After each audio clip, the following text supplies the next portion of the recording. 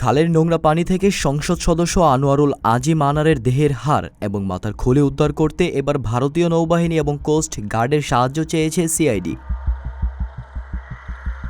এই প্রক্রিয়া এরই মধ্যে শুরু হয়েছে বলে জানিয়েছে ভারতীয় গণমাধ্যম। আনার হত্যার ঘটনায় গ্রেফতার হওয়া জেহাদের বয়ান ছিল, আজিমের দেহের হাড় এবং মাথার অংশ টুকরো টুকরো করে ভাঙড়ের পোলের হাট থানা এলাকার কৃষ্ণমাটি এলাকার বাগজোলা খালে ফেলা হয়েছে।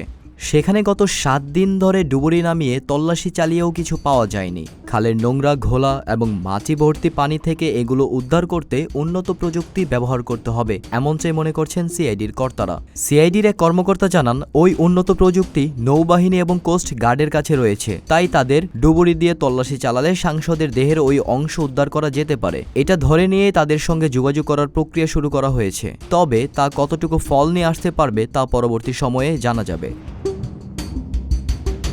ইতিমধ্যে নিউটাউনের বিলাসবহুল আবাসনের সেফটি ট্যাঙ্ক থেকে যে মাংসের টুকরো উদ্ধার হয়েছে সেগুলো ওই সাংসদের কিনা তা জানতে ফরেনসিক পরীক্ষার জন্য পাঠানো হয়েছে। মাংসপিণ্ড উদ্ধার হলেও আজিমের দেহের হাড় কিংবা মাথার অংশ এখনও উদ্ধার করতে পারেনি সিআইডি। তদন্তকারীরা জানিয়েছেন আগামী কয়েকদিনের মধ্যে ওই ফরেনসিক রিপোর্ট আসবে। তা পজিটিভ হলে সাংসদের মেয়ে কিংবা তার কোনো আত্মীয়ের সঙ্গে ডিএনএ প্রোফাইল ম্যাচিংয়ের জন্য পাঠানো হবে ল্যাবরেটরিতে। প্রায় একই সঙ্গে হাড় এবং মাথার খুলি উদ্ধার করা গেলে তদন্তের ক্ষেত্রে সুবিধা হবে বলে দাবি তদন্তকারীদের।